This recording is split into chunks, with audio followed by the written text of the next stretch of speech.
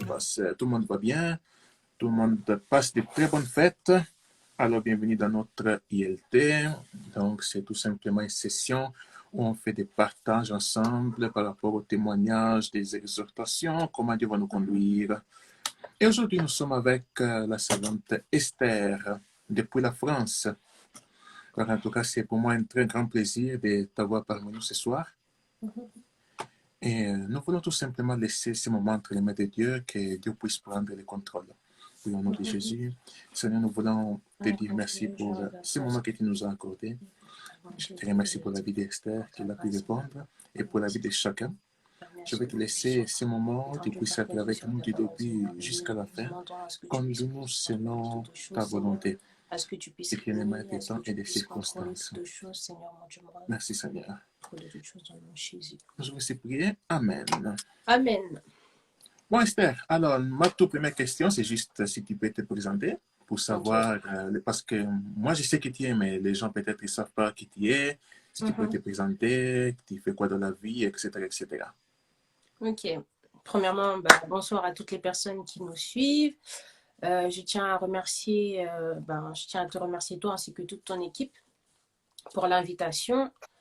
Alors moi, pour me présenter, qu'est-ce que je peux dire? Je m'appelle Esther, j'ai 20 ans, j'habite en France, précisément à Paris. Je suis étudiante et je travaille aussi à côté.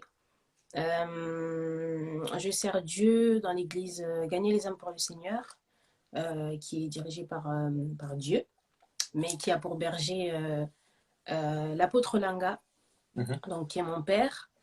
Je sers en tant que chantre, en tant que modératrice, en tant que prédicatrice, en tant que monitrice de l'école du dimanche. Quoi encore? Je crois que j'ai tout dit. Je crois que j'ai tout dit sur moi, donc voilà. En tout cas, tu es une femme multitâche, c'est bien. Ouais, on essaye un peu de se débrouiller. C'est bien, c'est bien. Et la question que j'ai l'habitude de poser à tout le monde, c'est pour savoir si toi tu vas bien, la maison, tout le monde va bien, si tout ça se passe bien pour le moment. C'est vrai que dans ces temps difficiles, on ne sait pas qu'est-ce que ça se passe de l'autre côté, mais si là-bas ça se passe bien, c'est ça le plus important. Alors oui, tout le monde va bien. Par la grâce de Dieu, j'ai que des frères, hein, j'ai oublié de le dire. Donc je suis dans une famille où il n'y a que des garçons. Donc si vous entendez du bruit, comprenez seulement. Du coup, oui, tout le monde se porte bien par la grâce de Dieu. Il n'y a pas eu de mauvaises nouvelles. On était un peu tombés malades, mais grâce à Dieu, ça va. Ok, très bien, très bien. Bon, ça va Esther, alors moi je vais te laisser la parole et on y va. Ok. Alors pour commencer, j'aimerais dire en fait que ce témoignage en fait que je vais raconter sur moi, c'est pas pour me faire voir ou me faire connaître, parce que c'est pas du tout l'intérêt. Mais ma prière est que par ce témoignage-là, la vie d'une personne soit transformée, qu'une personne se retrouve dans ce que j'ai pu passer, dans ce que j'ai pu voir au cours de mon parcours avec Dieu, et que ça puisse aider une personne aussi si elle se retrouve dans une situation par laquelle je suis passée, à se relever et à avancer avec le Seigneur. Alors, tout a commencé. Attendez, je vais commencer par le début. Donc, je suis née dans une famille chrétienne. C'est-à-dire que mes parents, depuis tout petit, nous ramenaient à l'église. Et mon père étant producteur. Donc, producteur, ça veut dire que produisait des artistes chrétiens de nationalité congolaise. Du coup, la musique, chez nous, c'était la base. Vous voyez, c'était un peu la base. Les musiques chrétiennes, etc. C'était la base à la maison. Là, je parle vraiment que de mes parents ainsi que de mes frères. Donc, comme je l'ai dit tout à l'heure, je suis née dans une famille où il n'y a que des garçons. Je suis la seule fille. Je suis la quatrième, si je ne me trompe pas. Et j'ai deux petits frères juste après moi. Et du coup, on a tous grandi en fait avec des valeurs chrétiennes. Donc, on allait à l'église, comme tout le monde. Mais la relation avec Dieu, on ne l'avait pas. Et dans la famille du côté de mon père, eux, c'était plus les musiques dites profanes qui étaient super connues parce que du côté de mon père, il y avait des relations avec des artistes, je ne vais pas citer leur nom, mais des artistes que tout le monde connaît. Et du coup, ça fait que j'ai grandi en fait dans le milieu chrétien, et dans le milieu aussi dit profane, si je peux dire ça comme ça. Mais Mhm. j'étais plus attirée du côté de la musique profane. Pourtant, mes parents n'écoutaient pas de musique du monde, mais vous allez, enfin, à chaque fois, à chaque fête de famille, etc., tout le monde était choqué que moi et mes frères, on connaisse les chorégraphies des clips, toutes les chansons, alors qu'à la maison, on n'écoutait pas ça. Mais c'était juste parce que on a grandi avec nos cousins, cousines. En fait, nous, l'histoire de cousins, cousines, ça n'existait pas. Donc, on disait qu'on est tous des frères. Du coup, ça fait que ben, j'étais souvent chez mes tantes et tout. Et c'est là-bas que j'ai commencé à faire mes premiers pas en fait dans la musique et tout et tout. Et à côté de ça, ma mère est chantre. Enfin, était. Ma mère était chantre et elle était, comment on appelle ça? Elle était encadrée par le frère Carlito, donc le pasteur. Carlito Lassa, je pense que vous le connaissez tous. Bien sûr. Du coup, elle était encadrée par lui. Donc, ça fait que quand il faisait les répétitions, moi et mes frères, on voyait comment ça se passait. On aimait vraiment la musique, mais franchement, l'église, on trouvait ça ennuyant. On trouvait ça pour les adultes, etc. Mhm. Du coup, je passe en grandissant. euh, déjà, quand j'étais petite, j'avais beaucoup de problèmes de santé. J'avais beaucoup de problèmes de santé. On sait pas pourquoi. J'étais asthmatique. J'étais souvent à l'hôpital. On ne savait pas très, très bien pourquoi. Ça, je passe, mais je reviendrai après. Du coup, en grandissant, on continuait donc toujours les musiques mondaines, c'était toujours là et tout. Moi, en fait, j'étais le genre de personne, j'aimais pas les rumbas, j'aimais pas tout ce qui était lent, mou, donc toutes les chansons en fait qui pouvaient sortir, qui étaient des rumbas, je connaissais rien du tout. Mais quand il s'agissait des génériques, ça j'étais la première. Pourtant, à la maison, je ne regardais pas les clips, je ne faisais rien.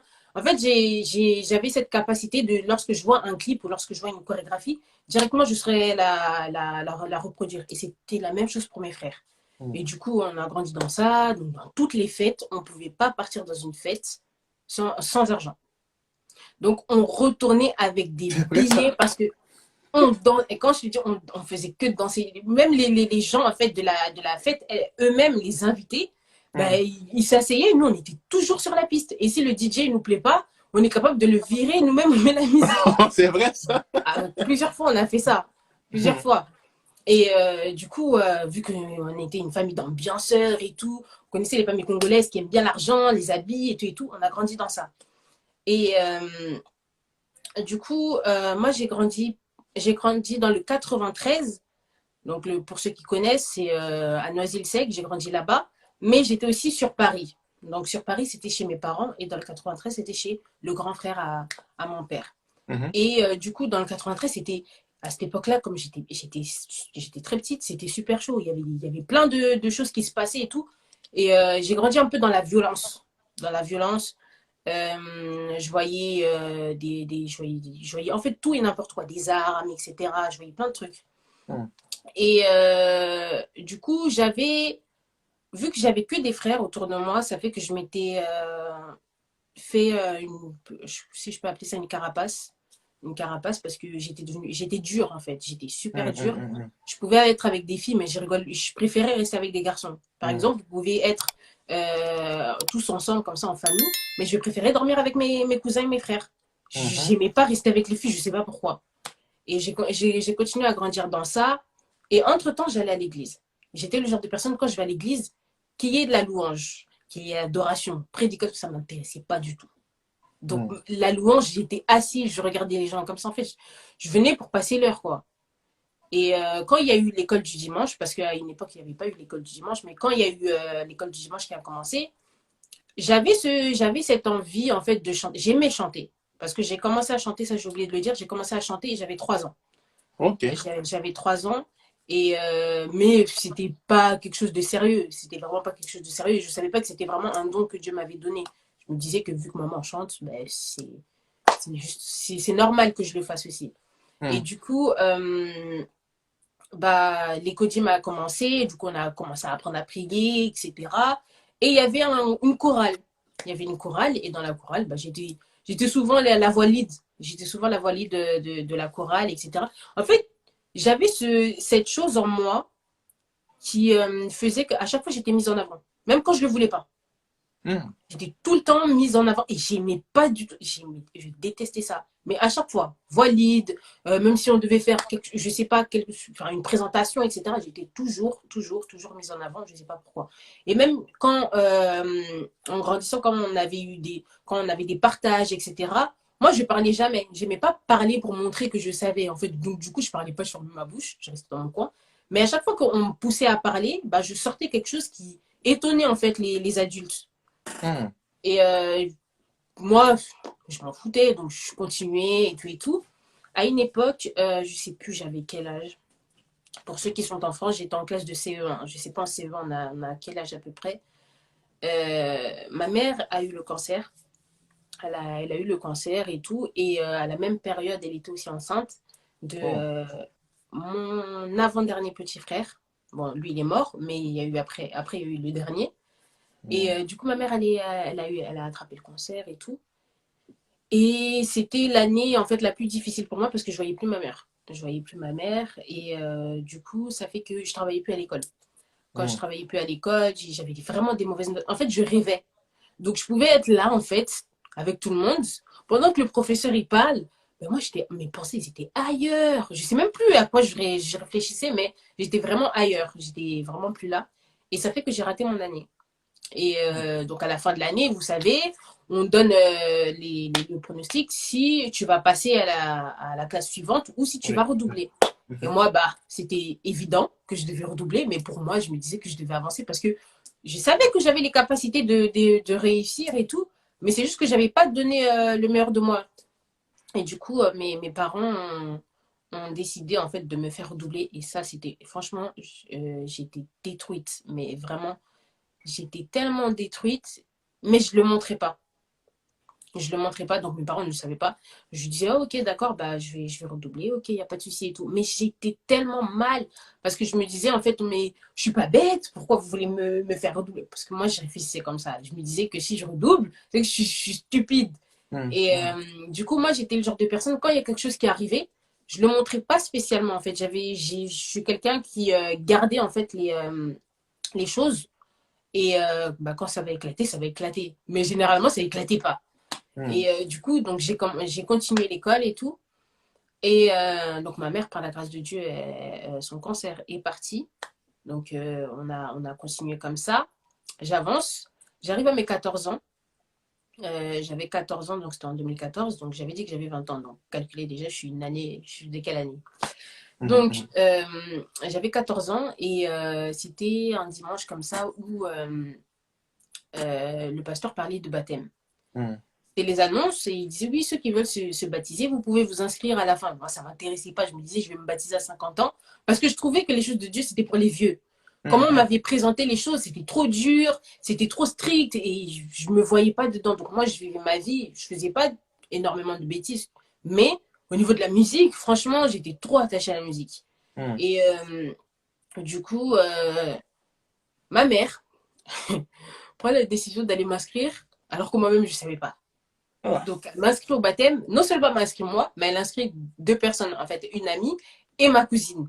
J'étais quand je vous dis j'étais en colère, je me rappelle très bien, d'ailleurs ça me fait rire, quand j'y repense, j'étais très en colère. Je lui ai dit, mais pourquoi tu m'inscris? Qui t'a dit que j'ai envie de me baptiser? J'ai pas envie de devenir Hmm. pasteur. J'ai pas envie, laisse-moi tranquille. Je lui disais, j'ai pas envie, je ne veux pas savoir en fait ce que c'est de se baptiser, je veux rien savoir. Il y a un pasteur à l'époque qui voyait souvent ma mère à la fin du culte. Elle disait, elle a quelque chose, il faut qu'elle vienne aux enseignements. Je fouillais les enseignements quand je me dis, je fouillais, je voulais pas. Et pourtant, ça m'intéressait, mais je repoussais la chose. Je me disais, ah, plus tard. Là, j'ai que 14 ans, je profite de ma jeunesse. Hein, peut-être quand j'aurai Hmm. 50 ans, je vais venir à Christ. Hein, là, oui, ok, je vais chanter Hmm. pour lui et tout. Et ah oui, j'ai oublié un détail. Bien avant que je crois que j'avais 12 ans, un truc comme ça, j'étais rentrée dans un groupe de danse avec mon petit frère à Hmm. l'école. On faisait des spectacles et tout, donc je dansais et tout. Bah, bon, mes parents ont pas, c'était pas le genre de personnes qui nous disaient oui, ça c'est démoniaque, vous devez pas faire ça, vous devez pas faire ça. Ils étaient pas comme ça. Hmm. Ils étaient pas comme ça et tout se passait bien pour nous. Mais ils nous disaient que oui, il y a certaines choses, tout est permis, mais tout n'est pas utile. Mais Hmm. nos parents nous ont jamais imposé à arrêter les musiques du monde, etc. En tout cas, ça s'est jamais fait pour nous. Mm. Et du coup, donc, ma mère m'a inscrite et tout, j'étais super en colère. Donc, qui dit inscription, qui dit je dois aller aux enseignements que je fuyais. Eh oui. Bah, j'ai commencé à aller aux enseignements avec les deux personnes avec qui j'étais inscrite. J'ai commencé à aller aux enseignements. J'aimais bien, mais ça m'intéressait toujours pas. J'aimais bien et tout. Et j'ai arrêté la danse entre-temps. J'ai arrêté la danse parce que ça m'intéressait plus. Le chant, en fait, je préférais le chant que la danse. Du coup, je voulais commencer à chanter dans l'église, mais il n'y avait pas trop d'espace, en fait. Il n'y avait pas trop d'espace pour les jeunes à cette époque-là. Du coup, ben, je venais à l'église, quoi. Et puis voilà. Mhm. Et du coup, donc, j'ai passé le baptême, donc je me suis baptisée en... Non, ma mère m'avait inscrite, j'avais 13 ans, et je me suis baptisée l'année d'après, donc en 2014. Je me suis baptisée le 27 décembre 2014, demain, ce sera l'anniversaire de mon baptême. Donc, je Mhm. me suis baptisée le 27 décembre 2014 à 10 heures. Retenez bien ça, à 10 heures. Mais attends, Avant, par contre, il y a quelque hmm, chose que je n'ai pas compris. Du coup, là, tu avais déjà tourné ta vie à Christ il y a longtemps, alors. non, non, Oh, pas du tout. continue, J'avais continue pas seulement, c'est intéressant. Pas du tout. J'avais pas encore accepté Christ, hein. En fait, ma mère, en fait, quand on était petit, elle nous faisait la prière en fait d'acceptation. Mais on n'était pas conscient de la chose, tu vois. Elle nous a Hmm. tous fait accepter le Seigneur étant petit, mais c'était pas quelque chose de sincère parce Du qu'on sincère, répétait ok. la prière, tu vois. Mais Hmm. sinon, en soi, j'avais pas de relation avec Dieu. Même prier, je le faisais avant de manger, voire des fois, je le faisais pas, tu vois. C'était pas important pour moi. Et même lire la Bible, je le faisais pas du tout. Et du coup, je me suis baptisée, comme je disais, à 10 heures. Et ce jour même, j'avais l'anniversaire d'une grande cousine comme ça. Et le soir même, donc il était 23 heures, un truc comme ça, 23 heures. Tu vois, les trois personnes que ma mère avait inscrites Hmm, pour le hmm, hmm. baptême, c'est ces trois personnes qui se sont retrouvées sur la piste de danse en train de danser sur des musiques de Zaïko. On s'est baptisé ce jour-là. Mais ce jour même, on est... parce que c'était pas quelque chose qu'on avait décidé de nous-mêmes, tu vois. On l'avait fait pour Hmm, faire plaisir. On l'avait fait pour faire plaisir, mais c'était pas quelque chose qu'on voulait. Et du coup, on se disait, ben, on est libre. On hmm, connaissait pas l'importance du baptême en soi, tu vois. hmm, Même hmm. si le pasteur, avant de nous baptiser, il nous posait des questions à savoir si on était conscient de la chose. Et il nous posait des questions à savoir si on connaissait la signification du baptême. On a très bien répondu, hein, bizarrement, mais parce qu'on venait aux enseignements, du coup, on répondait, mais on n'était pas sincère, tu vois, on n'était Hmm, pas hmm. sincère. Et il y a une chose aussi que mon pasteur, avant que je me baptise, me disait, pense pas que te baptiser, ça va te changer, hein. Parce que c'est vrai que beaucoup de personnes me disaient, ouais, une fois que tu te baptises, ta vie ne sera plus la même, tu dois te discipliner et tout. Et c'est pour ça que moi, je fuyais le baptême, tu vois. Hmm, hmm, Et hmm. du coup, mon pasteur, d'ailleurs, je sais même pas pourquoi il m'avait dit ça, mais il m'avait dit, mais ne pensez pas que le baptême va vous changer. Je comprenais pas pourquoi il me disait ça. Et du coup, 23h30, elle était en train de danser et tout. Le lendemain, on devait partir à l'église, on devait prendre la Sainte Seine, on devait aussi nous présenter à l'église, comme quoi on est baptisé. Hmm. Le truc, c'est quoi? C'est que pendant qu'on était en train de danser à la soirée, là, donc à l'anniversaire, il y avait un protocole de notre église à la fête. Aïe, voilà. Il y avait un protocole. Mais on n'avait pas honte, hein. On n'avait pas Hmm, honte. Moi, j'étais hmm, le genre de personne, j'avais vraiment pas honte. On peut avoir un mariage dans l'église, donc s'il y a des musiques mondaines et que mon pasteur, je dansais. Franchement, j'étais hmm, pas hypocrite. J'arrivais hmm. pas à me retenir, j'étais vraiment pas hypocrite. Je dansais. Et mon pasteur, il savait aussi. Mais ils n'étaient pas dans le jugement, etc. Franchement, par la grâce de Dieu, on n'a pas vécu le jugement, etc. Hmm. Et du coup, donc, c'est passé. Donc, on a pris la Sainte Seine et tout et tout. Le protocole nous avait vus, hein. Mais il a rien, il a rien dit. Hmm. Et c'est passé. 2015 arrive et c'est là qu'un jour comme ça, je sais pas, j'avais envie de commencer à chanter pour Dieu, mais je savais pas comment ça allait arriver. Hmm. Et euh, du coup, ce qui s'est passé, c'est que il y avait une annonce comme quoi il y avait une session de recrutement, si je peux dire ça comme ça, pour les jeunes, pour une Hmm. chorale des jeunes. Ça s'était jamais passé, hein, ça s'était jamais arrivé. Il y avait jamais eu de groupe de jeunes. Et là, bizarrement, on annonce que oui, on veut créer une équipe de gospel uniquement des jeunes. Ça, j'ai vu. Franchement, je me suis dit, ah non, Dieu t'entends vraiment toutes nos pensées parce que c'est bizarre. Et du coup, bah, je me suis inscrite et tout. Mais entre-temps, je n'avais pas arrêté de danser, je n'avais pas arrêté la musique. Donc, je menais toujours ma vie normale et tout. J'allais à l'école, etc. Et du coup, je continuais. Du coup, on s'est inscrite. Mais il y avait quand même cette part de conscience en moi qui me disait que je ne peux pas mélanger la musique du monde et mélanger en fait ce que je faisais. Tu vois? Il y avait ces deux côtés en fait qui me disaient que je ne peux pas en fait mélanger les deux. Mais malgré que je me disais ça, je me disais, oh, ça ne va pas se faire d'un coup, ça va se faire petit à petit et tout et tout. Mais je ne savais pas que j'étais en train de repousser la chose. Plus je disais ça, je repoussais en fait la chose. Du coup, ça fait que je chantais et à côté, je dansais. Je Et tu dansais. vois, moi, le dimanche, j'étais là, oh Seigneur, Seigneur, et je savais pas, je chantais. Franchement, j'adorais pas, je chantais. C'est ça que je faisais. J'aimais beaucoup la musique, j'étais trop attirée par la musique. En plus, vu que papa, c'était un producteur, ça fait que les concerts et tout, parce que papa, il ne se connaît pas au niveau de la musique, il ne sait pas chanter, c'est pas un musicien. Mais il avait un truc, en fait, je sais pas, il avait le don de repérer le talent et d'aider une personne artistiquement, en fait. Il était pas que producteur, il était aussi comme un manager, en fait. Il savait comment conseiller une personne. S'il lui disait, par exemple, je préférerais que tu fasses un clip en acoustique, ça fonctionnait. Et du coup, j'admirais ça, en fait. J'admirais comment mon père, il était organisé, comment il organisait les concerts. Ça m'intéressait, mais c'était pas plus que ça, tu vois. Et du coup, il y a un frère qu'il produisait qui voyait comment je chantais et il m'a pris dans son groupe. Il m'a pris dans son groupe et du coup, j'ai commencé à chanter avec lui. J'ai commencé à chanter avec lui et c'est là que j'ai commencé à apprendre comment les Congolais fonctionnent dans la musique. C'est là que j'ai commencé à comprendre un peu. J'ai fait mes premiers pas dans la musique avec lui. Je sais plus j'avais quel âge. Mais je sais que enfin, je devais avoir 15 ans, un truc comme ça. Même pas, hein, je crois. Oui, 15 ans, j'avais commencé à chanter avec lui. Du coup, ça fait que quand il avait des concerts, j'allais avec lui et tout, des prestations dans les églises et tout, j'allais. Mais entre-temps, j'avais toujours ma vie à côté. Et un jour comme ça, je ne sais pas quel déclic j'ai eu. J'avais toujours 15 ans. Hein. Je ne sais pas quel déclic j'ai eu, mais j'ai eu un dégoût. 16. Ah oui, j'avais 16 ans. Merci. Merci, Reddy. Du coup, j'ai eu un déclic. Je ne sais plus ce qui s'est passé. J'ai eu un déclic. En fait, je me suis dit non, mais je ne peux pas continuer cette vie. Je ne peux pas continuer cette vie. Il faut que je change. Il faut que j'arrête d'écouter la musique mondaine parce que ça ne m'aide pas, en fait. Ça ne m'aide pas. Depuis que j'ai commencé, en fait, il n'y a rien qui change. Il n'y a rien qui s'ajoute à ma vie. Et je ne suis pas sincère, en fait, même avec Dieu. J'étais plus à l'aise. Du coup, je faisais cette prière. Je disais à Dieu, en fait, si tu veux vraiment que je te serve, si je suis vraiment appelée à te servir dans le chant, bah, mets en moi le dégoût de la musique mondaine. Je le disais, je n'étais pas consciente de ce que j'étais en train de dire. Hein. Je le disais comme ça. Et puis, bah, petit à petit, ça a commencé à se faire. Au début, quand il y avait des fêtes de famille, je craquais, j'allais danser. Et puis, petit à petit, ça s'est arrêté. Petit à petit, oh, les gens ne comprenaient pas. Oh, tu danses pas? Non, je danse pas. C'était devenu comme ça. Hein.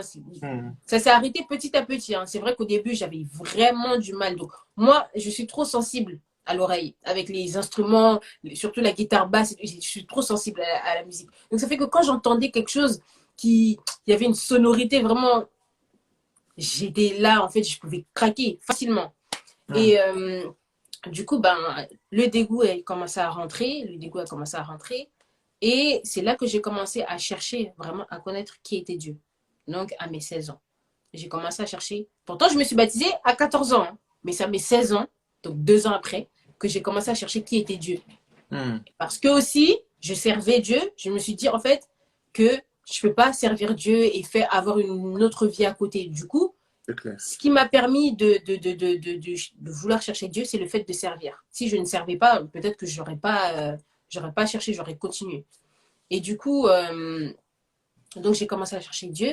Et mon oncle, le petit frère à ma mère, nous donnait des enseignements. Donc les premiers enseignements qu'on donne sur le Saint-Esprit, la communion fraternelle, etc. Donc il a commencé à nous donner des cours. Mais ces cours ne se sont jamais terminés parce qu'on n'était pas régulière.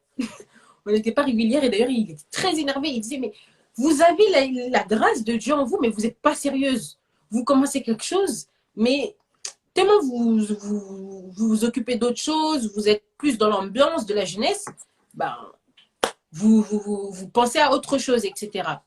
Et du coup, on n'avait pas fini ces cours-là. On avance, donc 17 ans, j'ai continué à servir Dieu. Là, j'écoutais plus de musique mondaine. C'est vrai que je connaissais un peu, parce qu'il y a mes frères et tout et tout. Bien sûr. Et je connaissais un peu. Et j'avais aussi, il y avait une époque où il y avait une mode, je sais pas si je peux appeler ça une mode comme ça, mais c'était à l'époque où il y avait plein de danseurs sur Paris. Bon, il y en a toujours, mais à cette époque-là, c'était vraiment la totale. C'était à l'époque où il y avait, je sais pas si vous connaissez les groupes comme, je sais plus, Banassé 4, Chaka Bien Lewa, sûr. voilà. C'était à cette époque-là, là. Et à cette Mhm. époque-là, ça fait que mes cousines étaient potes avec des gens des groupes de danse, etc. Et j'étais aussi, bon, j'aimais Dieu et tout, mais ça m'attirait aussi, tu vois, ça m'attirait.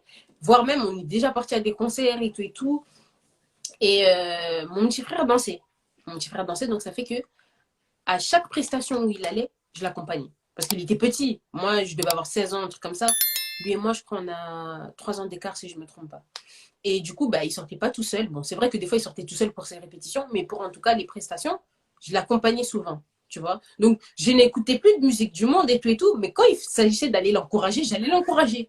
Donc, Mhm. c'était contradictoire ce que je faisais, tu vois. Mhm. Mhm. Mais moi, je le comprenais pas. Et du coup, je l'encourageais, j'allais avec lui, j'allais tout le temps avec lui et tout. Et je sais plus comment ça s'est arrêté. C'est peut-être quand j'ai commencé les répétitions. Parce que, entre-temps, le groupe gospel, il avait commencé, mais après, ça s'est arrêté. Je crois que ça s'est arrêté en 2016 ou 2017. Ça s'était arrêté, je sais plus pour quelle raison. Du coup, ben, on a repris les enseignements, cette fois-ci avec mon oncle, mais pour un autre cadre. On a repris les enseignements avec mon oncle parce qu'on avait une idée avec des filles de mon église et quelques personnes de ma famille. On avait eu l'idée d'ouvrir une chaîne de télé chrétienne où on allait parler de la mode, un peu de tout quoi. Et ça fait qu'on s'était dit qu'on ne peut pas commencer une chaîne si on n'a pas d'enseignement, tu Mhm. vois. Mhm. On n'a pas d'enseignement et tout. Parce que, on va pas se mentir, dans mon église, il y avait des enseignements, mais c'était plus des enseignements. On avait plus l'impression que les enseignements, ils étaient pour les adultes et que pour les jeunes, on était un peu délaissés. Du coup, on s'était dit, vu que mon oncle, il avait déjà commencé des enseignements avec nous, donc il était capable de nous donner des enseignements pour pour démarrer cette chaîne, en fait. Ouais. Et du coup, on a commencé, je crois qu'on était une dizaine. Hein. On était une dizaine et tout. On a bien commencé, tout s'est bien passé et tout. Et cette chaîne n'a jamais vu le jour, pour vous dire. On a commencé et c'est là, en fait, que tout a changé. C'est là que vraiment la rencontre avec Dieu s'est faite.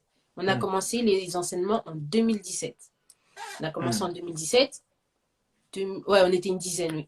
On a commencé, je crois, en 2017, si je me trompe. Oui, 2017, parce que j'avais 17 ans. On a commencé en 2017.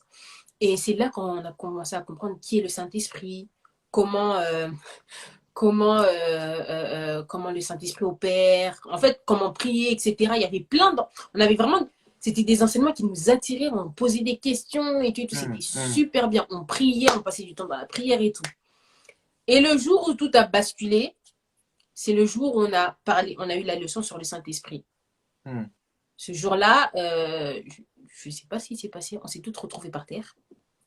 On a toutes eu le baptême du Saint-Esprit. En fait, moi, le baptême du Saint-Esprit, je l'avais déjà reçu en 2015, mais il ne s'était plus manifesté. À cause de ce que j'ai tout fait, en fait. Ah, mhm. Mhm. Je vois, je Je vois. faisais plein de choses à côté. Parce que en 2015, j'étais rentrée dans un groupe de filles, à part le groupe, le groupe où je chantais avec celui que mon père produisait, le frère que mon père produisait. J'étais rentrée dans un groupe de filles.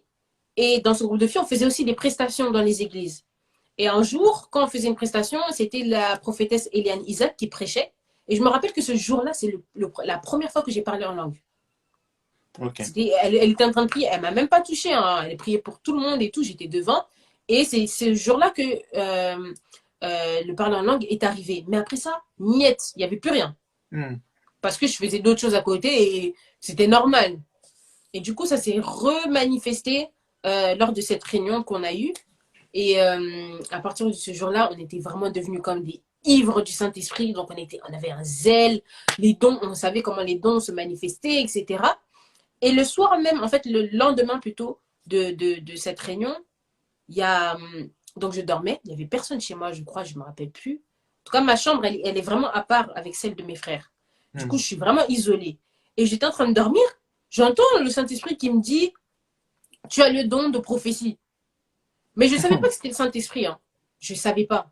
Il m'avait parlé de plein de choses. Et je me suis réveillée en pensant que c'était quelqu'un d'autre qui me parlait.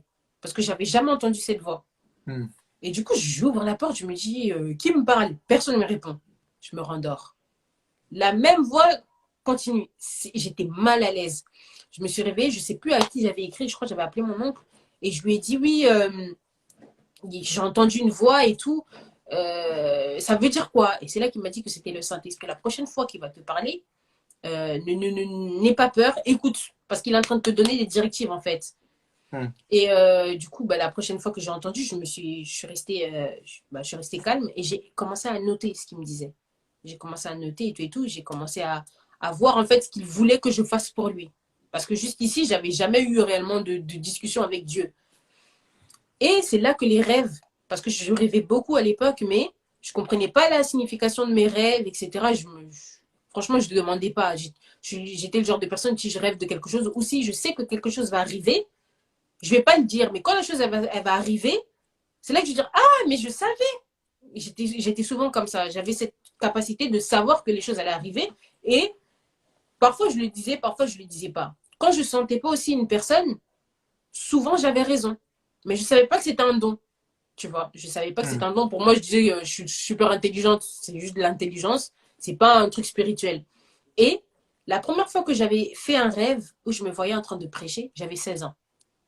J'avais dit à mon oncle, oui, je me suis vue en train de prêcher à l'église et tout, mais moi-même, je ne croyais pas à ce rêve parce que on n'avait jamais vu un jeune prêcher dans notre église.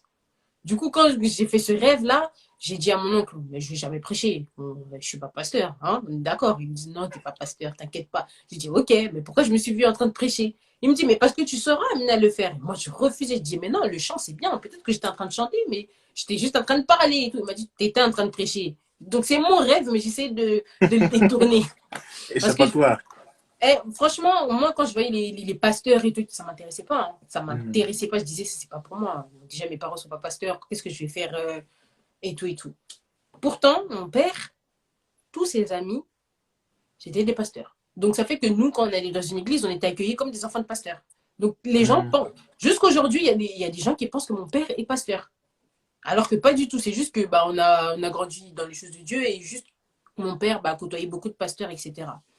Du coup, on passe. On arrive en 2018 et on avait un culte des jeunes et ça fait qu'on devait choisir un prédicateur. Un prédicateur et tout. Il y avait personne qui s'était désigné, qui se sentait pour partager la parole. Du coup, je ne sais pas qu'est-ce qu'il leur a pris. Ils m'ont tous regardé. Ils m'ont dit, tu peux le faire. Ils m'ont fait ça. Tu peux le faire. Au début, je voulais dire non, mais il y a quelque chose qui me faisait dire oui. Moi, je voulais sortir non de ma bouche, mais il y a quelque chose qui disait oui. Jusqu'aujourd'hui, je n'ai jamais compris ce qui s'est passé. Donc, j'ai fait ça. J'étais comme ça. J'arrivais pas à sortir de ma bouche, donc j'ai accepté. Mais je ne savais pas de quoi j'allais parler. Je ne savais pas par où commencer, ni comment on prépare une prédication. J'étais tétanisée. Et comme par hasard, mon pasteur n'était pas là. Il était en voyage. Du coup, ça fait que je ne pouvais pas préparer la prédication avec lui. Et du coup, j'ai commencé, j'ai commencé à prier avec mon oncle et tout. Il m'aidait un peu. Mais la prédication, là, jusqu'aujourd'hui, comment je l'ai écrite, franchement, c'est vraiment Dieu. J'avais des personnes qui m'aidaient, comme une amie à ma mère, qui est maman pasteur, qui m'appelait pour me dire, oui, tu vois, quand tu vas te tenir debout, il faudra remercier les personnes qui t'ont laissé parler. Et tout. Elle me donnait, en fait, elle me disait comment faire les choses. Mais en soi, comment écrire une prédication, j'ai pas eu réellement de cours et tout et tout. C'était vraiment le Saint-Esprit qui m'inspirait. Et dès que j'avais quelque chose, j'écrivais et tout et tout. Et c'est moi qui ai même donné le thème du culte en question. Si je me rappelle bien, c'était Jeunesse, lève-toi car ta mission t'attend. Et du coup, donc c'était le 1er mai 2018, j'ai commencé à prêcher. Enfin, avant ça, je prêchais déjà sur les réseaux sociaux. Je prêchais sur Facebook plutôt, avec une de mes sœurs. On prêchait, mais c'était juste, bon, pour nous, on appelait pas ça des prédications. On appelait ça plus des exhortations, des encouragements et tout, mais ça prenait de l'ampleur. Hein. Ça prenait Mhm. vraiment de l'ampleur.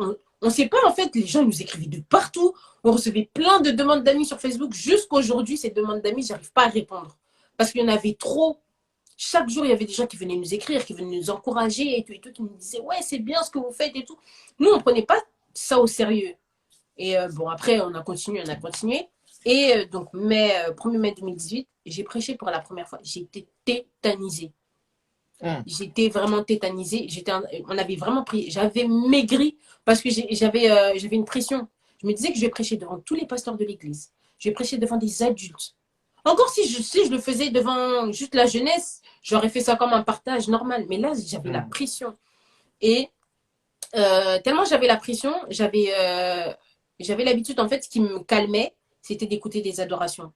Donc, je prenais Mhm. mes écouteurs, j'écoutais des adorations, j'étais descendue de la salle et tout. J'étais en train d'écouter des adorations, après, tout est passé. Pendant que j'étais en train de prêcher, tout avait bien commencé jusqu'au moment où ma voix ne voulait plus sortir. Oh. J'étais en train de tousser. J'étais presque à la fin de la prédication. J'ai jamais toussé autant. Ma gorge faisait un truc bizarre. On m'a même donné de l'eau, mais comme j'étais jeune, je voulais pas prendre de l'eau. Du coup, on est venu m'apporter de l'eau. J'ai refusé. Mais les gens, ils me disaient, mais prends de l'eau, tu es en train de t'étouffer. Je refusais et tout. J'ai dit, je vais continuer et je vais pas prendre de l'eau parce que je suis un jeune. Je prendrai cette eau à la fin du culte et tout. Du coup, c'est passé. Le culte s'est super bien passé. Et à la fin, je voyais, il y a plein de gens qui venaient me voir, qui me disaient, ouais, t'as l'habitude de prêcher et tout. Je disais, bah non, c'est ma première fois. C'est ma première fois. Et j'étais même, d'ailleurs, j'étais pas à l'aise et tout et tout. Et il y a plusieurs jeunes, en fait, que ça les avait choqués, en fait, parce qu'ils m'avaient jamais vu prêcher, ils m'avaient jamais vu parler sur le micro, à part juste pour chanter. J'avais jamais touché un micro pour parler, même des annonces, j'avais jamais fait. Du coup, ça s'est passé. Et on a continué nos prédications sur les réseaux avec ma sœur et tout. Et c'est là que la chaîne Eagles Meeting est arrivée. Je crois que ça arrive en 2018, si je ne me trompe pas. C'est donc ma nièce, elle est venue sur Paris et elle a eu la vision comme quoi elle devait créer la page Eagles Meeting. Et du Mhm. coup, nous, on s'est dit, bah, vu qu'elle est petite et tout, parce que moi j'avais 18 ans, elle devait avoir 16 ans. Du coup, Mhm. elle ne savait pas trop comment les choses se faisaient. Et comme nous, on avait l'habitude de faire les lives, on s'est dit, bon, on va t'aider. On ne savait pas que ça allait prendre de l'ampleur. Du coup, bah, on a commencé les lives. Et le premier live qu'on avait fait, c'était un live d'adoration avec le frère Isaac M. Et du coup, c'était sur un coup de tête. Hein. On était juste en train de chanter parce que faut savoir qu'à la maison, je crois, trois de mes frères chantent. Trois Ok. de mes frères chantent. Donc, en fait, dans notre famille, il y a un don musical. Donc, que ce soit dans les instruments, que ce soit dans les voix et tout. Même dans la danse, enfin, un don artistique, on l'a vraiment. Et du coup, bah, on s'était dit, bon, venez, on commence à chanter. Donc, on avait souvent des sessions d'adoration comme ça. Et ce jour-là, on avait décidé bah, de commencer à faire un live. On a fait un live, on a vu qu'il y a plein de gens qui nous suivaient. On ne comprenait pas, mais du coup, nous, on a continué comme ça. Et c'est là que Eagles Meeting a commencé. Du coup, on a commencé à alimenter la page et tout. Et un jour, un prophète d'Afrique du Sud nous écrit sur Facebook. Probablement, il a commencé à écrire à ma sœur et tout. Il a dit, ouais, j'aimerais vous inviter pour un séminaire et tout sur Facebook. Moi, j'ai hésité. Hein. Moi, j'ai dit, non, moi, je ne veux pas. Pourquoi? Moi, je veux pas et tout. Il y avait des gens qui commençaient à prophétiser sur nous, sur les réseaux sociaux. Moi, j'aimais pas. Les prophéties, j'aimais pas. Hein. Je Mhm. détestais ça parce que moi, je me disais, ça, c'est pour impressionner les gens, j'aime pas. J'aime pas ça. Pourtant, je servais déjà Dieu, je savais j'avais le don de prophétie aussi. Et quand je disais quelque chose aussi, quand je voyais quelque chose, je le disais, tu vois. Mais j'avais aussi cette peur. Parce que je me disais, mais imagine ce que je dis, c'est pas vrai. Imagine ce que la voix que j'entends, c'est pas vrai. J'avais beaucoup Mhm. cet esprit de doute et tout. Et du coup, le pasteur là, il a même contacté notre pasteur. Il a contacté notre pasteur, il lui a dit oui, oui, j'aimerais qu'elle travaille avec moi et tout et tout. Donc il a fait des affiches et tout et tout. Et pour moi, c'était trop abusé. Je me disais, mais c'est juste sur Facebook, pourquoi faire autant de bruit en fait? Grave. Et on a commencé en fait à être invités comme ça. C'est parti de là les invitations. À partir des lives qu'on faisait sur Facebook et sur Instagram. Du coup, les invitations elles ont commencé à fuser. Si elle n'était pas invitée, c'était moi.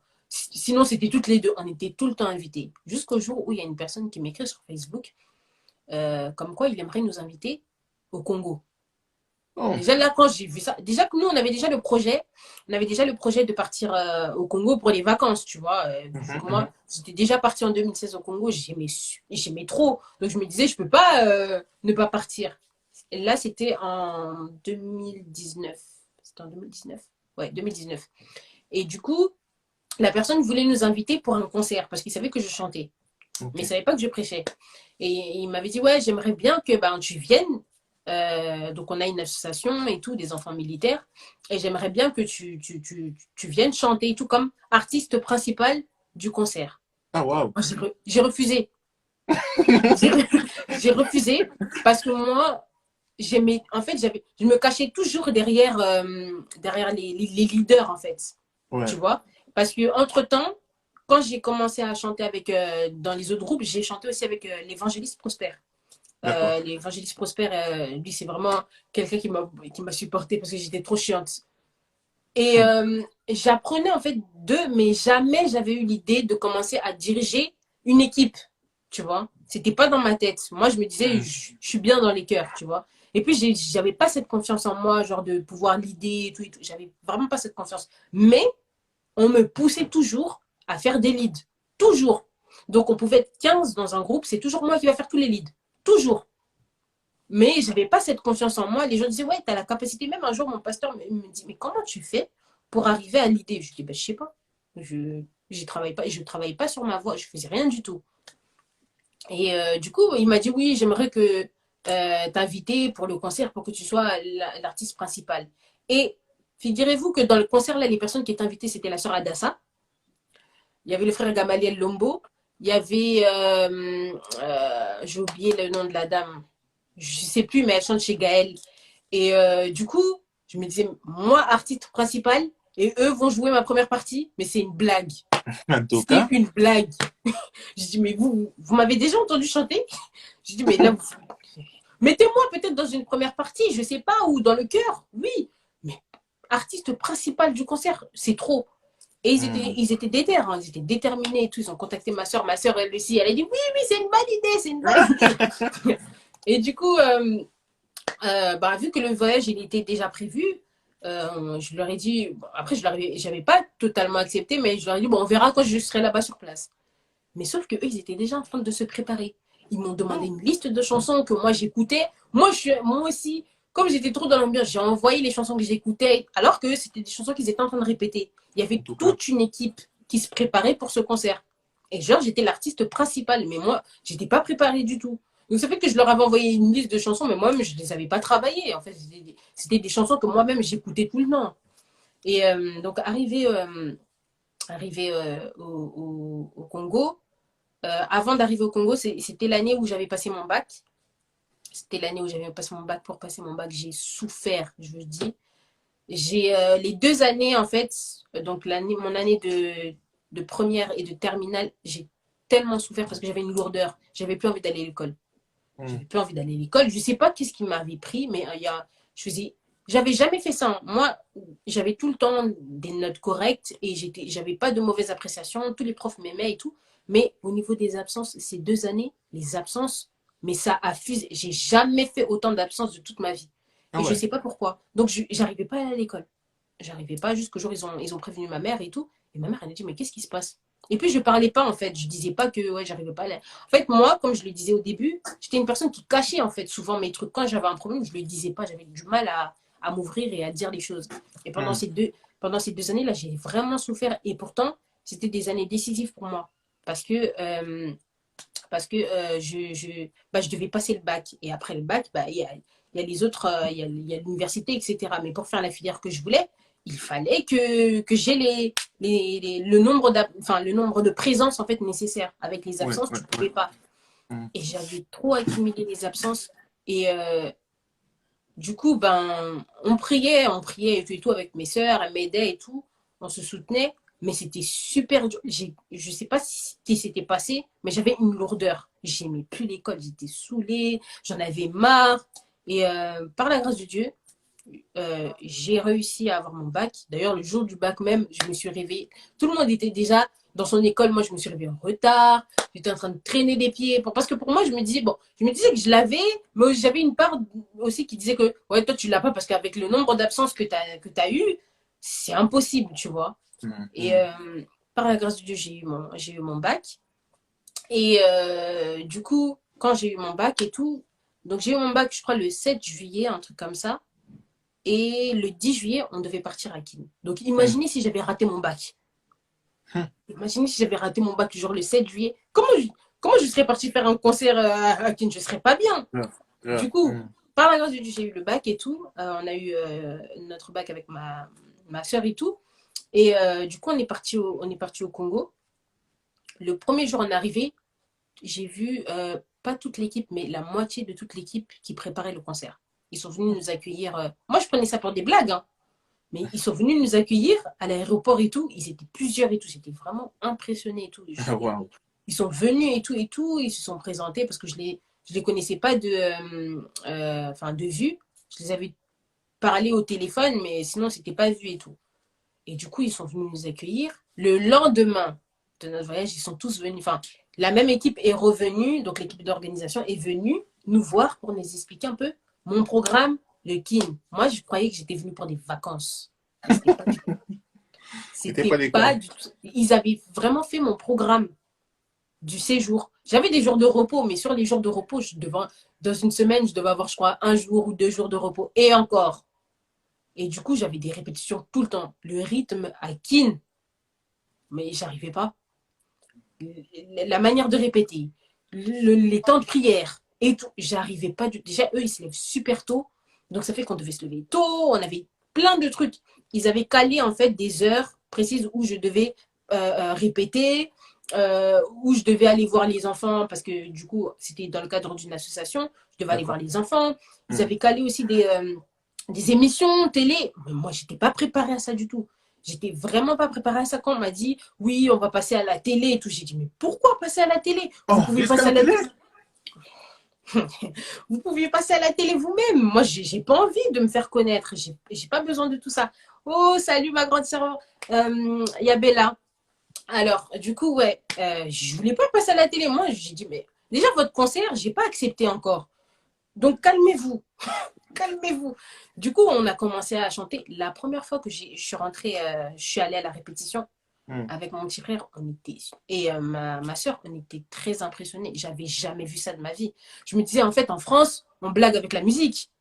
On blague avec la musique. Quand j'ai vu le niveau des personnes, j'ai dit, mais, et c'est moi que vous avez décidé de mettre en tant qu'artiste principal du concert. Mais vous blaguez, j'ai pas le niveau. Je me disais, mais j'ai aucun niveau. Mais pourquoi moi? Je leur ai posé la question, pourquoi moi? Ils m'ont dit, ils m'ont dit, oui, bah non, nous on veut toi et tout, oui, tu peux le faire. Et ils m'ont encouragé, hein, mais moi-même, j'étais vraiment, j'avais une pression en fait. Je me disais, il y aura plein de gens et je serai l'artiste principal du concert. J'ai jamais fait ça de toute ma vie. J'ai fait des concerts, j'ai fait QCO et tout, ça s'est bien passé, mais j'étais derrière, tu vois. J'étais derrière, j'étais pas en avant. Mais là, c'est toi en fait. Donc tout le monde te regarde. Et Gamaliel Lombo, et Adassa et tout. Tout le monde, genre, c'était tout le monde qui, genre, jouait après moi, quoi. J'avais une pression énorme. Mais on a commencé à répéter, on priait, il y avait des veillées et tout et tout. Et même au niveau de ma voix, il y avait un changement parce qu'on répétait tout le temps. Il y avait un changement et tout et tout. D'ailleurs, j'étais choquée comment les choses se sont faites et tout. Et arrivé, entre-temps, pardon, on recevait aussi des invitations pour aller prêcher dans des églises à Kin. Il Wow. faut savoir que les invitations, elles venaient comme ça, hein, genre aujourd'hui tu as une invitation, demain tu as une invitation. On n'était pas préparés. Et on n'avait pas le temps aussi de bien préparer des prédications comme on a le temps quand on est ici en France et tout. On n'avait pas le temps, on n'avait pas ce temps-là. Et du coup, on a commencé à faire des cultes matinaux, enchaîner des veillées, des cultes matinaux. Franchement, on était très KO. En retournant vraiment de ce voyage, on était super fatigués. Et du coup, j'ai commencé à prêcher. C'est là, c'est là que j'ai commencé à m'exercer en fait dans la prédication. Je sais pas comment. Franchement, c'est le Saint-Esprit. Parce que comment on préparait enfin, le court instant pour préparer les prédications, franchement, c'était. On était tellement fatigués, il n'y avait même pas une heure pour préparer une prédication. Dès que J'imagine. tu rentrais de ta journée, tu étais super fatigué. Même manger, on n'arrivait pas. On avait trop maigri, tellement on avait trop de programmes. Donc, le temps passe et le jour du concert arrive. C'était le 28 juillet, si je ne me trompe pas, 2019. Le jour du concert arrive, pression fois 15. J'ai regardé la salle. C'était dans l'église Mangembo, mais c'était dans une extension. Mais Ah, d'accord. c'était une grande salle. J'étais tétanisée. Je me suis dit, mais genre là, moi, artiste principal, c'est une blague. Je dis, non, c'est mort et tout, c'est mort. J'étais tellement stressée, mais je ne le montrais pas. Hein. Moi, je suis trop forte pour camoufler vraiment mon stress, etc. Bon, c'est rare que je stresse, mais quand je stresse, je sais très bien le cacher. Et du Hmm. coup, ce jour-là, il y avait la préparation. Au début, je prenais ça pour des blagues hein, pendant le voyage. Je ne voyais pas que c'était sérieux comme ça. Et arrive au moment où, du coup, on devait, comment on appelle ça? Donc, on devait chanter et tout et tout. Hmm. Franchement, comment ça s'est passé? Il y avait du monde jusqu'à dehors. Waouh! Il y avait du monde jusqu'à. C'était trop bien. Franchement, j'étais très à l'aise. J'étais très à l'aise. Pourquoi? Parce que avant de monter, j'étais tellement concentrée, je suivais même plus ce qui se passait. J'étais super concentrée parce que j'étais stressée. Je me disais, mais Seigneur, si je me gourre là, si je dégame, si je sors de la gamme, c'est la honte. Hmm, hmm, hmm. C'est la honte. Du coup, je me suis dit quoi? En fait, je vais arrêter de penser aux voix, je vais arrêter de penser aux techniques, je vais arrêter de penser aux gammes, etc. Je vais me concentrer sur Dieu. Hmm. Et c'est là, en fait, comment le concert s'est passé tellement vite, j'ai pas compris. C'est passé super vite. Et c'est passé et tout. Le lendemain, après le concert, j'avais une prédication. Non, je crois que c'était pas le lendemain. Je sais plus, c'était un truc comme ça. Ma dernière prédication, c'était un jour avant notre départ et tout. Et il y avait des gens qui me félicitaient et tout, qui me disaient, ouais, ça s'est bien passé et tout. On me donnait des conseils, tu vois, on me donnait des conseils parce que c'était mon premier concert où j'étais artiste principal avec des personnes qui me suivaient derrière. Je savais vraiment pas m'imposer. Hein. Genre, leur dire, ouais, il faut faire ci. Moi, je ne me connaissais pas du tout. Du coup, Hmm. bah, j'avais des personnes qui m'aidaient à parler avec eux et tout. Parce que moi, quand je ne connais pas, j'ai ce défaut-là que j'essaie d'arranger. Quand je ne connais pas des gens, j'ai du mal à aller vers ces personnes, tu vois. Ça se voit pas, mais c'est comme ça que je suis.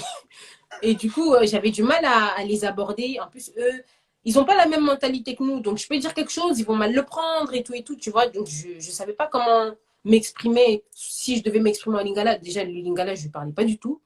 Et Hmm. du coup, si je devais m'exprimer en lingala, je ne savais pas et tout. C'était assez compliqué. Mais par la grâce de Dieu, le voyage s'est super bien passé. Et de là, en fait, à part le concert qu'on a fait, on était parti à B1 pour la promotion du concert. On Hmm. était juste parti pour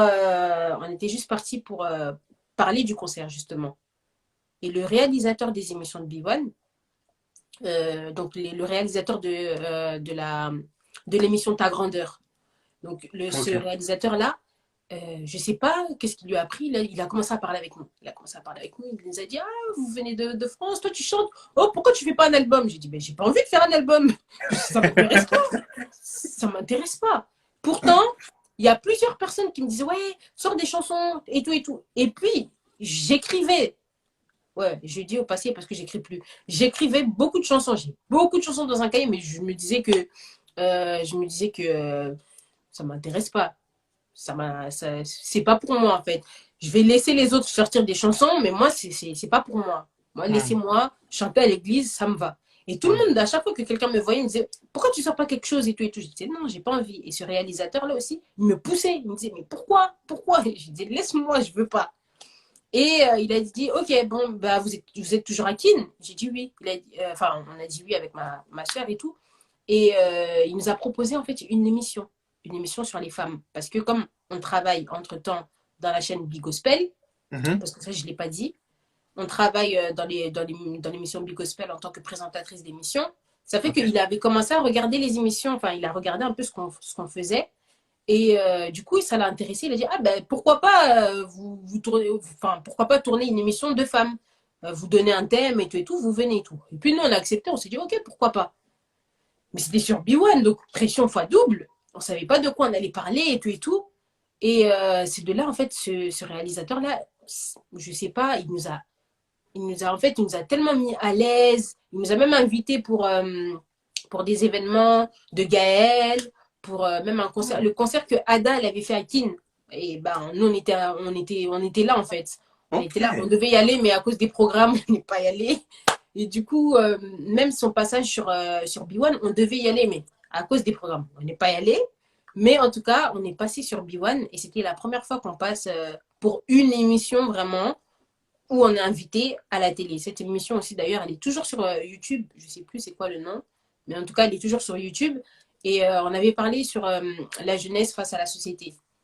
Hmm. Et ce jour même là, il y avait un ingénieur, si je ne me trompe pas, un ingénieur ou quelqu'un quelqu'un qui travaillait en tout cas dans l'équipe qui était kimbanguiste. Ok. Et du coup, en nous entendant parler, il a dit oui, je veux que vous priez pour moi. Moi, ma Oh. soeur, on s'est regardé, on dit hein, prier pour toi. Pourquoi faire? Il a dit oh, je veux accepter le Seigneur comme, enfin, je veux accepter Jésus comme Seigneur et Sauveur de ma vie. On s'est Terrible. vraiment, genre, nous, on n'était pas, on savait pas que ce qu'on avait dit, ça l'avait touché à ce point. Du coup, on a prié avec lui, on est resté en contact avec lui et tout. On a commencé à s'écrire et tout. Et depuis ce jour-là, en fait, ce monsieur, il avait accepté Christ. En fait, c'était énorme. Et tous nos passages, en fait, qu'on a fait à Kin, tout ce qu'on a fait à Kin, bah, ça a laissé des traces. Mais nous-mêmes, on n'était pas conscients de ça. Parce que nous, on se disait, ouais, bon, on fait ça, et on fait ça pour Dieu, et puis voilà, tu vois. Et même tous les cadeaux qu'on pouvait recevoir, quand on est arrivé, on n'a rien gardé pour nous. En fait, on a tout gardé, on a tout donné à notre pasteur, on a dit, ça, c'est pas pour nous, tu vois. Ça, c'est pas pour nous. Prends ce que tu apprends, nous, ça nous intéresse pas. Et de là, bah, on a commencé à. C'est comme ça que j'ai commencé à prêcher, que j'ai commencé à faire les choses et tout et tout. Voilà un peu. Donc, si tu as des questions, j'écoute. Oh là là. Non, je suis troublé parce que tu as tellement dit des choses tellement intéressantes. Mm. En tout cas, les gens, je vous laisse aussi écrire des questions si vous avez des questions. Il y a la petite ronde en bas avec le point d'interrogation. Vous pouvez écrire là-bas.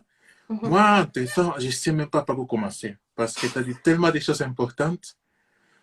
Oui, il y a quelque chose qui m'a troublé parce que tu m'as dit qu'au début, tu as fait le baptême, tu as été baptisé du Saint-Esprit et tout, mais quand tu as donné ta vie à Christ, ça n'a pas été sincère parce que tu avais suivi ta maman. Alors maintenant, c'est quoi qui est plus important du coup?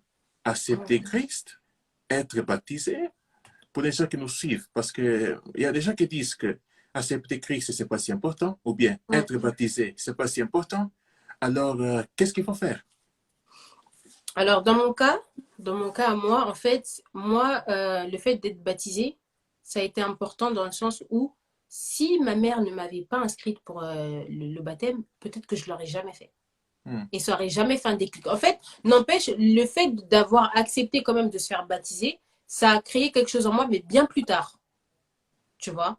Hmm. Ça a créé quelque chose bien plus tard, mais c'est là que j'ai pris conscience, en fait, de l'importance de, lorsque tu fais la prière d'acceptation, en fait, que ça soit sincère. Parce que quand c'est pas sincère, toutes les actions que tu vas faire par la suite, ben, ça sera des actions par sentiment, tu vois. Donc, toutes ces étapes sont importantes. Accepter le Seigneur, premièrement, est important déjà. Sincèrement, il faut que tu sois consciente de la chose. Faire le baptême également, et le baptême du Saint-Esprit aussi, également. En fait, ça découle. C'est la Hmm. suite logique. Mais moi, ça s'est fait à l'envers. Tu Hmm. vois? C'est Moi, ça ça. s'est fait à l'envers. J'avais accepté, enfin, ma mère m'avait fait accepter le Seigneur, Hmm. mais moi-même, je ne l'avais pas accepté. Tu vois? Hmm. Donc, je me suis baptisée. Je me suis baptisée donc à l'âge de 14 ans. J'ai eu mon baptême du Saint-Esprit à 15 ans, mais j'ai réellement accepté le Seigneur, si je peux dire, à mes 16 ans. Tu vois, accepter le Seigneur, c'est-à-dire que j'ai commencé enfin, j'ai accepté que le Seigneur puisse guider ma vie et Hmm. diriger ma vie, tu vois. Et pour d'autres, c'est le contraire qui se fait, mais moi, ça s'est fait comme ça. Et je bénis le Seigneur, en fait, que ma mère m'ait inscrite ce jour-là, parce que, comme je l'ai dit, si elle ne m'aurait pas inscrite au baptême, je ne l'aurais jamais fait de moi-même. Et c'est ça, je pense, qui a fait aussi un déclic. Comme je me disais, il y a certaines choses que je ne pouvais plus faire. Je me disais, ah ouais, t'es baptisé, tu vois. C'était comme une barrière pour moi. Donc, c'est ça. Hmm. Très bien. Après, il y avait une deuxième question qui m'est venue en tête quand tu parlais effectivement que quand tu étais devant les gens, tu n'adorais pas, mais tu chantais. Ouais. Donc maintenant, malheureusement, dans nos églises, il y a des personnes qui, à la place d'adorer ou bien à la place de louer, ils chantent. Mm, Après, il y a une autre partie que, quand ils chantent, ils adorent réellement et ils louent réellement. Alors mhm. maintenant, comment est-ce qu'on peut savoir quelle est la différence du coup entre chanter seulement ou bien louer et adorer? Alors, premièrement, l'adoration, c'est une vie, déjà. Hmm, hmm, L'adoration, c'est une attitude, c'est pas simplement le fait de chanter, tu vois. L'adoration, c'est une prière, c'est une vie, en fait, c'est un quotidien. Et moi, dans mon quotidien, bah, j'avais pas d'intimité avec Christ. Je ne priais pas, tu hmm. vois. Donc, ça fait que quand je venais devant, j'étais en train de... je venais pas me montrer non plus parce que j'aimais pas ça, mais je venais juste faire ce qui me faisait plaisir, c'est-à-dire que en fait, ce que je chantais, je ne le vivais pas. Par exemple, si on chantait, par exemple, Reçois l'adoration, c'était pas sincère. Hmm, hmm, hmm. Tu vois, c'était, je chantais la chanson, techniquement, je la chantais dans la gamme et tout. En fait, c'est plus sur le technique, sur la technique, pardon, qu'on reconnaît une personne qui est en train de chanter et même par rapport à l'atmosphère qu'elle dégage lorsqu'elle chante. Lorsque une personne adore, tu vas voir que même l'atmosphère ne sera jamais pareille qu'une personne qui est, par exemple, en train de juste de prester, en fait. C'est ça, Tu c'est vois? ça. Quand tu as, comment j'ai fait la différence? C'est un jour où je me suis dit, mais en fait, c'est quoi l'adoration? Je me suis posé la question. Je me suis dit, mais en fait, depuis que je chante, on dit oui, l'adoration, la louange. Moi, je croyais que c'était un style musical. Parce qu'on nous disait que oui, j'avais souvent tendance à croire que l'adoration, c'est les musiques douces et les louanges, c'est les musiques qui bougent, les sébènes et tout et tout. Je me disais ça. Mais de moi-même, après, je me suis posé la question, je me suis dit, mais en fait, c'est quoi réellement l'adoration? Et c'est de là que j'ai commencé à lire le livre du pasteur Adams et les prédications aussi sur l'adoration. Et c'est là, en fait, que je me suis rendu compte que l'adoration, en fait, c'est une vie. En fait, c'est une attitude. Tu vois? Une attitude. En fait, quand tu viens présenter aux gens, quand tu viens adorer le Seigneur, c'est juste le reflet de ton quotidien, de ce que tu es, de Correct. ta relation avec Dieu. C'est pas chanter, en fait, c'est un surplus, en fait, tu vois. C'est un moyen qui pousse les gens à adorer. Mais c'est pas réellement l'adoration, tu vois. Et du coup, moi, le jour où j'ai fait cette différence-là, c'est le jour où je crois, on avait un culte et tout, et j'avais préparé ce culte-là. En fait, je priais, je disais Seigneur, je veux pas chanter, je veux t'adorer. Je veux pas chanter, et je priais, je répétais cette prière. Et quand j'ai commencé à chanter, moi-même, je me sentais plus pareil en fait. Il y avait je pourrais même pas te décrire en fait, mais il y avait quelque chose en moi qui sortait. J'étais à l'aise. En fait, j'étais dans les vapes. Donc j'étais en train de chanter, mais j'étais plus là, j'étais ailleurs. Et je voyais en fait qu'il y avait un mouvement qui, même au niveau de la salle, les gens en fait priaient et tout et tout. C'est là que je me suis rendu compte. Ah, donc quand tu adores, c'est ce que ça déclenche. Tu vois? Exactement. Je ne Exactement. savais pas que quand tu adorais, que ça déclenchait quelque chose. Je me disais que, tu vois, par exemple, dans certains concerts où on allait, souvent, il n'y avait pas des gens qui priaient. C'était plus la musique, les ambiances et tout, tu vois. Je me Hmm, disais que hmm. c'était ça, adorer. Mais quand j'ai réellement vu en fait que l'adoration pousse les gens dans la prière, ça touche les cœurs, ça peut même sauver une vie, ça peut même donner la santé à une personne qui en manquait, c'est là que je me suis rendu compte qu'en fait la vraie adoration en fait, bah, c'est ce que tu sors de toi en fait. Et Exact. chanter, c'est juste enfin, chanter, c'est juste voilà, faire la prestation, les techniques vocales et tout et tout. C'est pas mauvais, hein. C'est pas mauvais de penser aux gammes, de s'entraîner, etc. C'est pas mauvais. Parce que c'est vrai qu'il faut faire les choses avec excellence. Mais il y en a beaucoup qui s'attardent que justement au professionnalisme, qu'au Exact. spirituel. Tu vois. Donc voilà. Non, non, mais tu as bien dit, parce qu'il y a aussi des personnes, malheureusement, il y a pas mal de gens qui pensent que l'adoration, c'est des chansons lentes, la louange, c'est des Mais c'est chansons ce qu'on nous a rapides. présenté aussi. C'est vrai, c'est vrai.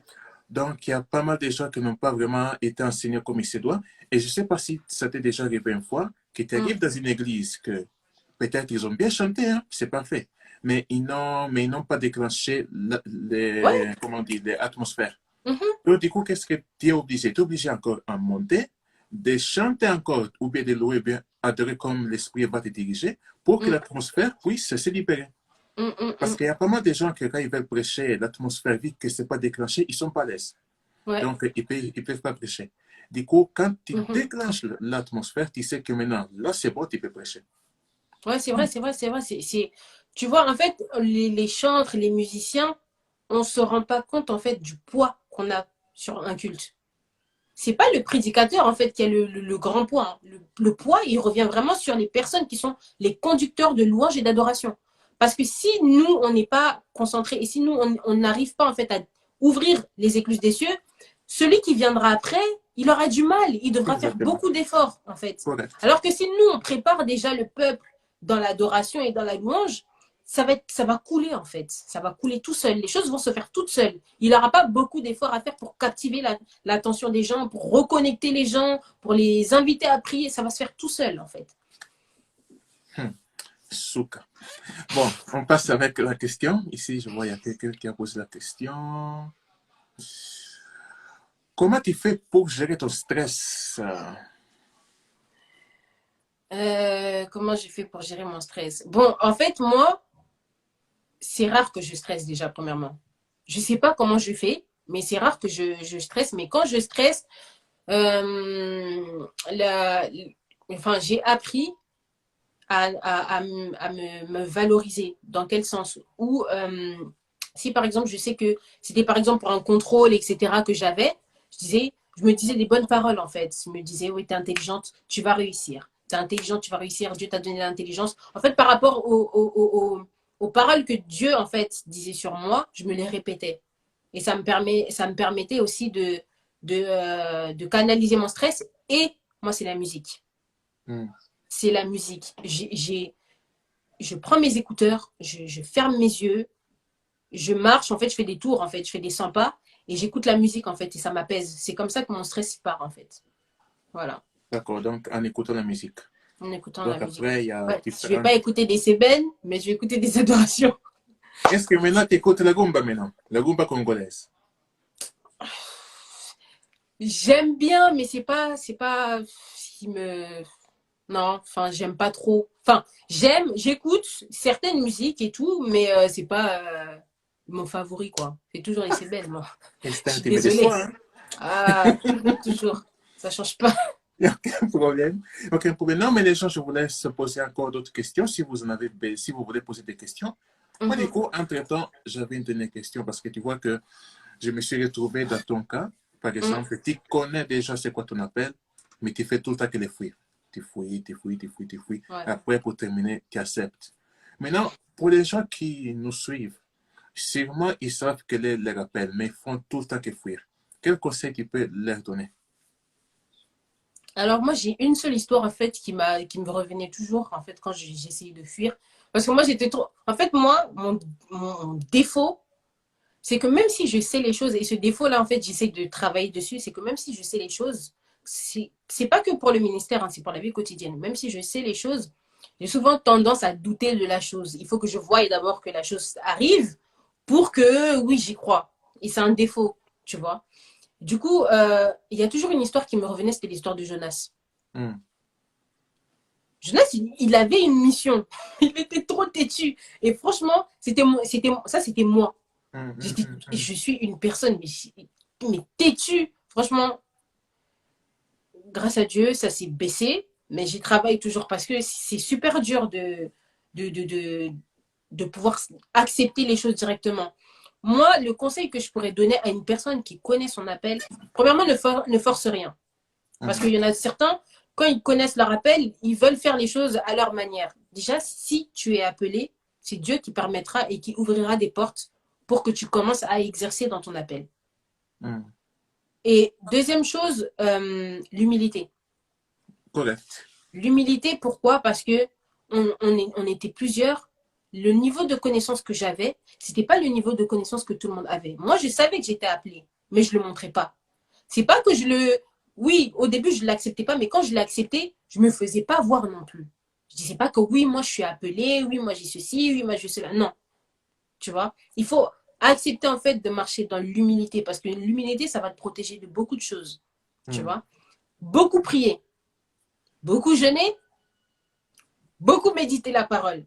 Quand tu sais, une fois que tu sais que tu es appelé, par exemple, dans, je sais pas, il n'y a pas que la prédication, il n'y a pas que le chant, il y a plein de choses. Si tu sais que tu es appelé dans l'œuvre de Dieu, arme-toi un maximum parce qu'une fois que tu es lancé, ah bah, une fois que tu es lancé, en fait, c'est juste, il faudra juste déverser en fait ce que tu auras en fait préparé dans le secret. Donc, quand tu sais, il faut te préparer dans la prière, dans le jeûne, parce que Dieu, en fait, quand il t'appelle, il va pas seulement t'appeler, il va pas te dire oui, par exemple, toi, tu vas commencer à prêcher, mais il va pas te, il doit te donner en fait quelle est ta particularité dans la prédication. Parce que dans la prédication, il y a plusieurs choses, tu vois. Bien Il y a sûr, bien plusieurs sûr. dons, il y a plusieurs ministères. Il faut que tu saches quelle est ta particularité et sur quoi, en fait, ton message est basé. Si toi, tu sais que tu es appelé, mais tu ne sais pas sur quoi ton message est basé, bah, tu vas faire n'importe quoi. Tu vas Correct. échouer. C'est vrai. Donc, quand tu es appelé, il faut avoir, en fait, ton intimité doit doubler. Tu dois te discipliner. Mais ne cherche pas à faire les choses de toi-même. Les choses se feront toutes seules. Donc, c'est le seul conseil que je peux donner. Correct. Alors, je vois que ici, ça commence à déborder ici, par rapport aux questions. Soyez Alors, gentils, s'il vous plaît. ici, je vois question de Madame Priska. C'est quoi réellement la différence entre la louange et l'adoration? Oh, Alors, c'est quoi réellement la différence? Hum, L'adoration, je vais te donner un exemple. L'adoration, c'est montrer ce que Dieu est. Ça parle sur la personne de Dieu, tu vois. Lorsqu'on, par exemple, lorsqu'on dit, comment je peux dire? Lorsque tu dis oui, Seigneur, tu es l'Emmanuel, tu es Jéhovah Rapha, tu es ouais, Jéhovah Dieu qui est Jireh, bon. ça c'est de l'adoration. Parce qu'on est en train de dire ce que Dieu est pour nous et oui, ce que Dieu est, clairement. Et la louange, c'est par rapport à ce que Dieu a fait. Exact. Donc l'adoration, c'est ce que Dieu, c'est pour en fait. Par exemple, quand tu aimes quelque chose, souvent en plus c'est une erreur que beaucoup font, ils disent oh j'adore cette chose-là. C'est parce que tu aimes la chose, tu fais des éloges en fait. Tu fais des éloges à cette chose-là que tu aimes. Et c'est la même chose. L'adoration, c'est faire des éloges en fait à Dieu.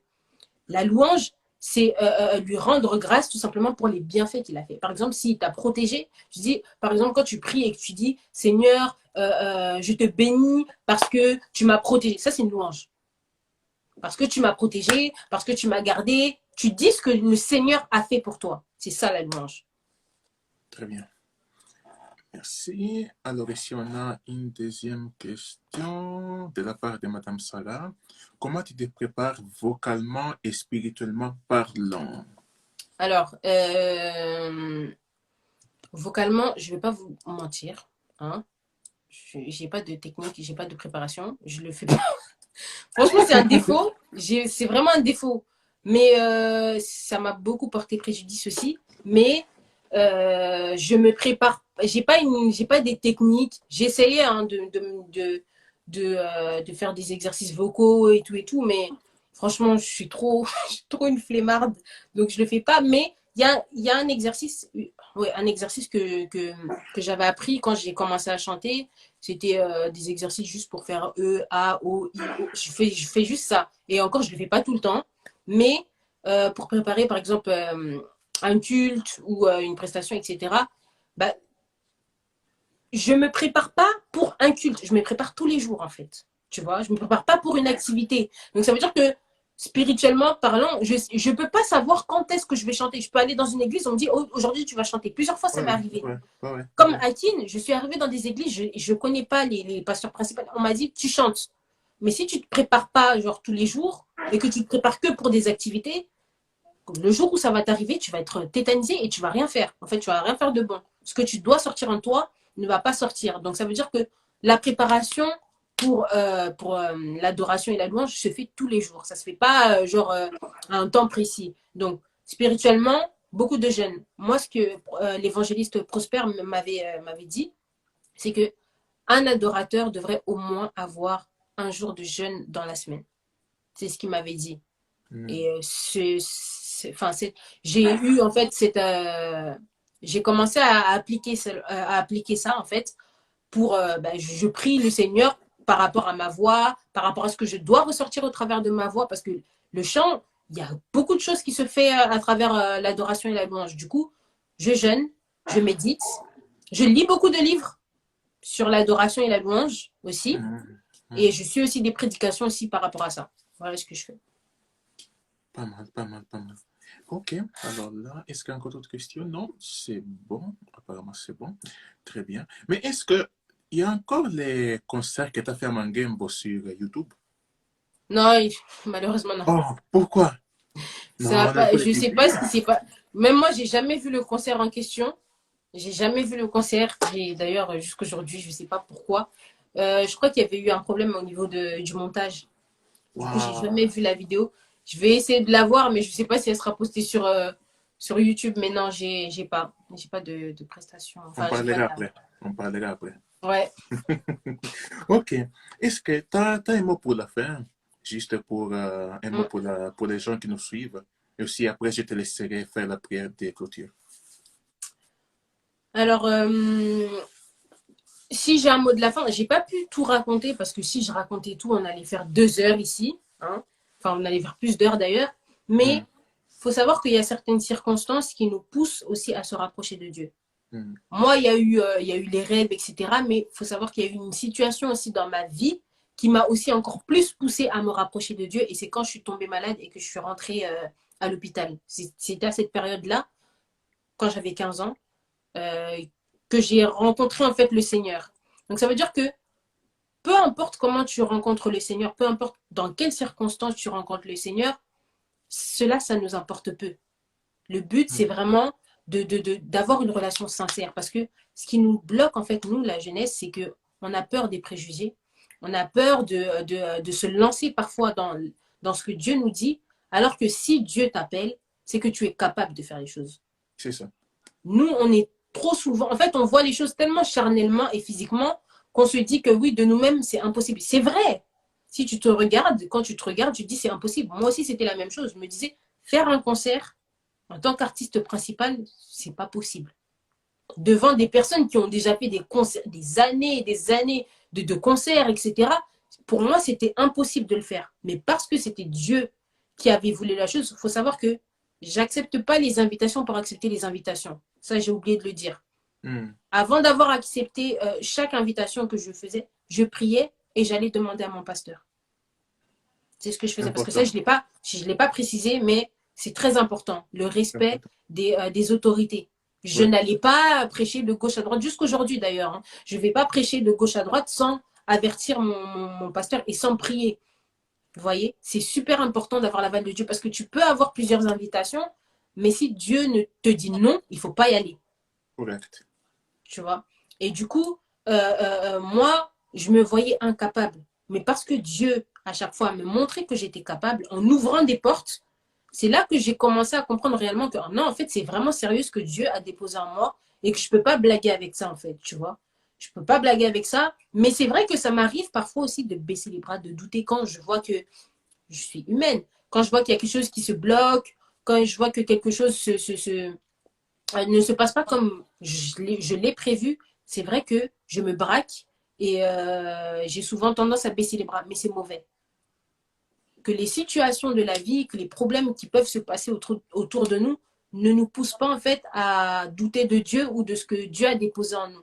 Parce que c'est ce que beaucoup font en fait et c'est mauvais. Si une chose arrive, ce n'est pas pour rien. La parole de Dieu dit que toute chose concourt au bien de ceux qui aiment Dieu. Donc ça veut dire Hmm. que si tu passes par des difficultés, si tu passes par des moments difficiles, etc., sache que en fait la fin sera toujours meilleure que ce que tu vis. Parce que tu as déjà la victoire. Donc je voudrais encourager une personne qui, qui peut-être n'arrive pas à arrêter la musique du monde, n'arrive pas à rentrer dans son appel, n'arrive pas à réellement avoir une intimité avec Dieu. Si tu n'arrives pas à ces choses-là, en fait, viens comme tu es. N'aie pas peur d'être toi, en fait. Dieu te connaît, il sait que oui, de toi-même, c'est impossible. Mais moi, je te dis que tu as la capacité de venir à Christ et de devenir une nouvelle personne. Donc, c'était juste ça que je pouvais dire ce soir. Amen. Amen. Ok. En tout cas, je te laisse faire aussi la prière de clôture. Comme ça, on termine notre session. Mhm. Éternel grand Dieu, je te dis merci pour ce moment. Merci parce que tu as commencé avec nous et tu termines avec nous. Seigneur, je te rends grâce parce que je sais que par ce témoignage, tu as pu toucher une personne, par ce que j'ai pu dire, par ce que ton serviteur a pu dire. une personne a pu être éclairée, Seigneur mon Dieu, mon roi. Je viens te prier pour toutes ces personnes qui n'ont jamais pris cette décision de te servir, pour toutes ces personnes qui doutent, pour toutes ces personnes qui ont du mal à venir vers toi, Seigneur, afin que tu puisses leur donner la force, Seigneur mon Dieu, mon roi, de pouvoir se lever, Seigneur mon Dieu, mon roi. De la même manière que tu nous as touchés, de la même manière que tu nous as aidés, Seigneur, à te servir, aide ces personnes, Seigneur mon Dieu, mon roi. Donne-nous, Seigneur mon Dieu, mon roi, les forces et les capacités nécessaires afin de pouvoir te servir comme toi tu le veux, Seigneur. Éloigne de nous tout ce qui n'est pas de toi. Je te remets, Seigneur, les prochains jours de chacune des personnes qui suivent ce live entre tes mains et je te dis merci pour tout ce que tu fais. En ton précieux nom que nous avons ainsi prié et nous disons Amen. Amen. Oh là là. En tout cas, merci beaucoup. Merci beaucoup, Esther, pour ton temps. Merci beaucoup pour tout le monde qui nous ont suivis. En tout cas, ça c'est notre dernière ILT de l'année. Mais en tout cas, comme ça, on vous laisse reposer pendant les fêtes. On se laisse reposer. Mais on va débuter au mois de janvier. On aura encore d'autres invités. Et franchement, ça a été vraiment un moment formidable. Et pour vous qui vous n'êtes pas abonnés, en tout cas, abonnez-vous. Comme ça, vous aurez encore des mises à jour. Vous allez voir qui sera notre prochain intervenant du mois de janvier. Et en tout cas, bonne fête encore et entre-temps, bonne année pour 2021. En tout cas, espère vraiment. Merci beaucoup pour votre temps. Bonne soirée.